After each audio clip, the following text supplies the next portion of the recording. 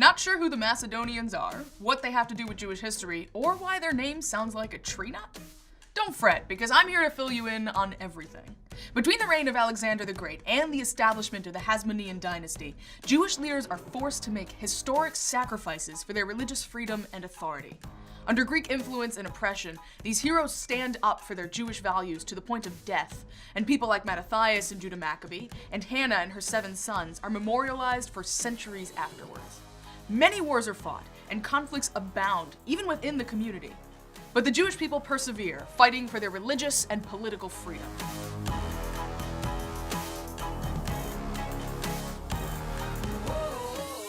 If you're like me, you might avoid someone who ends their name with the title, the Great.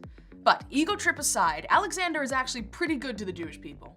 When he conquers Jerusalem in 332 BCE, he becomes the only conqueror in 1,000 years who does not order the city to be destroyed. Much of the Jewish community loves him for it, and suddenly there are a bunch of Jewish Federation buildings named in his honor. But upon his death 11 years later, a fight breaks out between Alexander's generals over his succession. On the right side of the ring is Seleucus, who establishes a dynasty in the area now known as Syria. On the left side of the ring is Ptolemy, who establishes rule in Egypt. They battle for control over the Jewish state of Judea, changing leadership at least 5 times over the next 30 years. Eventually, Egypt wins rulership and holds the title for the next 100 years until 198 BCE, when Antiochus III reconquers Judea for the Seleucids.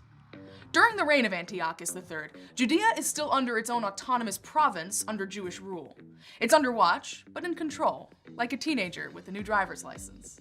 At the center of this province is Jerusalem, where the high priest of the temple acts as both religious and political leader, along with the council of elders, or Gerousia, who hold authority on certain matters. But similar to the areas of Egypt and Syria under the Macedonian Empire, Greek Hellenist culture becomes a prominent part of the conquered people of Judea. Many Hellenist Jews start taking Greek names, wearing Greek clothing, and joining the AE Pi frat. Greek becomes the language of administration and literature. Many Jewish people even begin to study the Bible in Greek, the ultimate sign of integration into Greek culture. However, not all Jews are aboard the moussaka and lamb train.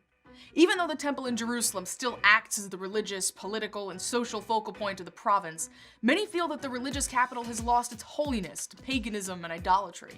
Non-Jewish settlers have brought their idols, and the Hellenist Jews do nothing to stop them. A gymnasium is established in Jerusalem, a hallmark of Greek metropolis and social life, and begins to replace the temple as the Mecca of the province. Many Jews are offended by the desecration of their holy sites and by the Hellenistic emphasis on the physical, which clashes with their religious emphasis on the spiritual. Other Jews, like me, just don't like the pressure of going to the gym. Deepening this gap with Greek culture is the succession of power from Antiochus III to his son Antiochus IV. Number 4 is not as tolerant to the Jews as his father was. He forces the people to assimilate and punishes death upon those who refuse. In time, even the temple begins to succumb to Greek influence. The high priesthood, normally passed down through Aaron's family lineage, is taken over by a Hellenist named Menelaus, who murders the previous high priest and steals money and treasures from the temple to appease the king. Many of the Hellenist Jews support these maneuvers and may have even suggested them to Antiochus IV. Many observant Jews, however, feel that the foundation of their religion is threatened. Among the latter group are Mattathias and his family, the Hasmoneans, who leave Jerusalem for the safety of the surrounding towns and hills to gather the seeds for Jewish resistance.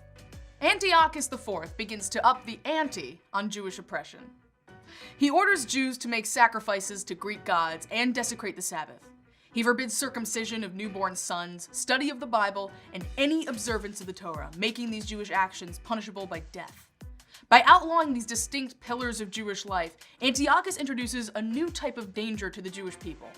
Not the physical, genocidal anti-Semitism seen before, but rather a cultural anti-Semitism that threatens to destroy the Jewish religion. The biggest of these cultural threats to the Jewish people? Bacon. One man named Eleazar understands the greater danger posed by these decrees and sets an example of defiance. Antiochus himself orders Eleazar to eat a pig, a major transgression in the Bible. But Eleazar knows that any offense is a threat to his community, and even something as small as an Egg McMuffin is a symbol of humiliation that a Jew has abandoned their beliefs. So Eleazar bravely chooses to defy Antiochus and defends his religion. He refuses to eat the pig. As punishment, Eleazar is tortured to death. Witnessing this act of defiance, another family of martyrs stands up against the king. A woman named Hannah and her 7 sons are also ordered to eat pig, but they too choose death. One by one, each of the sons is tortured and killed until Hannah herself submits to the same fate. This story of defiance is so powerful that later even Christian Europe begins to celebrate these 7 martyrs, making them the symbol of heroism, and Antiochus, the symbol of the Antichrist. But back in Judea, Antiochus can't stop and won't stop. His efforts toward Jewish oppression continue throughout the country, and the same decree makes its way to Mattathias and his 5 sons in the city of Modin. A group of soldiers stand before the town and order every Jew to sacrifice a pig to Zeus and then eat its flesh. As the villagers listen in horror, Mattathias and his sons stand before them and refuse to submit. They cry out that they will not turn aside from religion. Only this time, instead of accepting death, Mattathias and his sons seize the soldiers and kick the altar to the ground. They stab and kill the soldiers. The Maccabees have started a revolt. That's right, it's time to throw your latkes in the air singing "Ayo," because we're talking about the story of Hanukkah. The Hasmonean family is known today as the Maccabees because of Mattathias' son Judah, who was nicknamed the Maccabee, or the Hammer. Their story is recorded in the book of Maccabees 1 and 2, which are not included in the canonical Bible text, but are the crucial sources of this turning point in Jewish history. The story of a group of untrained Jewish warriors who fight a war of beliefs and values against the world's greatest army and empire. The reality of the situation is mind-blowing. The Hasmoneans know there are almost no odds in their favor, but they also know they have no choice. This is their mission, and it is up to God to decide whether they win. After their act of defiance, the Maccabees take up arms against Antiochus and his army and flee to the hills with farmers and peasantry, all committed to defending their religion. They wage a war against their rulers, and a year later, Mattathias is killed in battle. His son Judah takes over to lead the revolt, and it's he who captured Jerusalem and restores the temple in 164 BCE. Judah makes a bold move and forms an alliance with Rome, at the time a growing power and enemy of the Seleucids. After 5 years of continued expansion and conquest, Judah is also killed in battle. When you hear about the holiday of Hanukkah, you probably think of the menorah and 8 crazy nights. As the Talmud recounts, the Jewish people reclaim the temple from the Greeks and finally restore it to its glory after years of vandalism and idolatry. When they light the menorah once again, they can only find enough oil for 1 day. But a great miracle happens. The oil lasts for way longer. 6 days.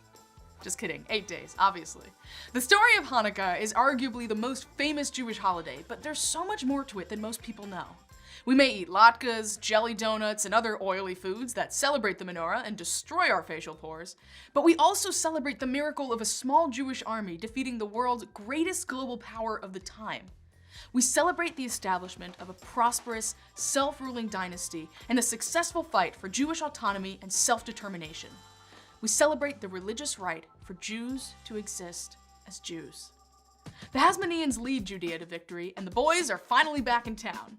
Judah's 2 brothers, Jonathan and Simeon, take leadership and begin a 129-year-long reign of Jewish independence and sovereignty in the land of Israel. They continue to expand the country borders and reinstate the position and authority of the high priest. 7 years into their Jewish sovereignty, John Hyrcanus I begins to mint coins of his own, a major mark of independence in the ancient world. His son, Aristobulus, who ruled for just 1 year, bestows upon himself the title of king. And 26 years after the establishment of the Jewish dynasty, the Roman Senate officially recognizes Jewish independence. The Jewish kingdom is surviving and thriving, with military prowess and economic prosperity. But don't get too comfy, because it isn't long before the peace of Jewish sovereignty is disrupted. Under John Hyrcanus, a rift develops between the Hasmoneans and another group of Jews. This second group, known as the Pharisees, anchors their beliefs in the idea that the Bible has always had both written and oral law, to which Moses and his people adhered for centuries. Based on religious grounds, they oppose the combined position of the high priest and the monarchy, and reject the change in Hasmonean policy of military expansion. Of the more controversial actions instituted by the later generations of Hasmoneans is the practice of forced conversion. John Hyrcanus sets the stage when he conquers the Idumeans and becomes the first Jewish leader to convert a full race of people to Judaism, which is in direct opposition to Jewish law. Later, Hasmoneans follow suit with the conquest of the Iturians, setting a dangerous precedent for future practices. Tensions between the Pharisees and the Hasmoneans grows under the rule of John Hyrcanus's two sons, Aristobulus and Alexander Yanai, when the two Hasmonean leaders begin to adopt the practices of the Sadducees. The Sadducees are another Jewish sect in direct conflict with the Pharisees, believing that only the written Bible is holy. They take issue with the liberal interpretations of the Pharisees' traditional Judaism that occasionally contradict their observance of the written text, and violence soon erupts among the Jewish nation. In time, a civil war breaks out. It takes a queen to end the violence, which Salome Alexandra does after succeeding her husband Alexander Yanai. She's Pharisaic, unlike her husband, and creates compromise by reinstating the Pharisaic laws that had previously been in effect. But when her reign ends, another civil war erupts between her two sons. The war escalates between the brothers, while at the same time, the Roman Empire moves into the region. The internal conflict between the Hasmoneans only worsens the Jewish cause, and Rome ultimately succeeds in conquering the Jewish kingdom and establishing a Roman state. As the famous Jewish historian Josephus writes, "Because two brothers could not get along, we lost our freedom and our liberty to Rome." 20 years later, a rift in the Roman Empire allows the next Hasmonean leader to take the throne in Judea. Maccabeus Antigonus takes advantage of the shaky political situation resulting from the deaths of Pompey and Julius Caesar to gain the support of the Parthians and restore the Hasmonean kingdom 23 years after being abolished. The Jews in the area rush to his side in a display of national support for the Hasmoneans. But all good things must come to an end, and Maccabeus Antigonus cannot hold his position for long against the larger Roman forces. 3 years after his appointment, Maccabeus Antigonus is defeated. After withstanding a 5-month siege, Jerusalem falls to the Roman Empire. Though the temple stands and the Jewish people remain in Jerusalem, the Romans give over full control of Judea to Herod to rule under the Roman Empire. The Hasmonean dynasty is no more. The success of the Maccabees has never stopped inspiring Jewish pride and victory. Decades later, in the 1st and 2nd centuries, Jews tried to mimic the success of the Hasmoneans by revolting against the Romans. And over 2,000 years later, the Hasmonean story is still officially celebrated every year on Hanukkah. The story is one of Jewish freedom and religious independence, of martyrs and heroes sacrificing their lives to save Jewish practice and culture. Names like Eleazar, Mattathias, and Hannah represent the courage of Jews to defy orders and fight for their religion. Though the Hasmonean dynasty was ultimately defeated, these heroes imbued confidence among the Jewish people throughout history and until today.